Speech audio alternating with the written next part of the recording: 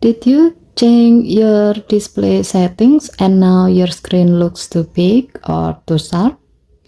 Don't worry, because I will show you the easy way to go back to the default display mode on your Samsung Galaxy S25 Ultra using Vision Enhancement.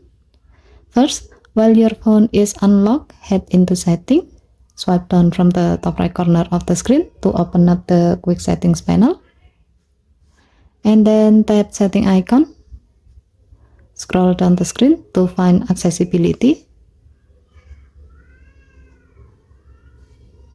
Tap Accessibility, tap Vision Enhancement. Under Display Mode section, you see three options: Default, High Contrast, and Enlarge Display. If your screen looks different or harder to use, it may be set to High Contrast or Enlarge Display. To go back to the normal look, just tap Default Thumbnail and then tap Apply button. As you can see, your display will now return to the normal size and color setting, just like how it was when you first used your phone. This is the easiest way to reset your display without changing other settings or doing a full reset.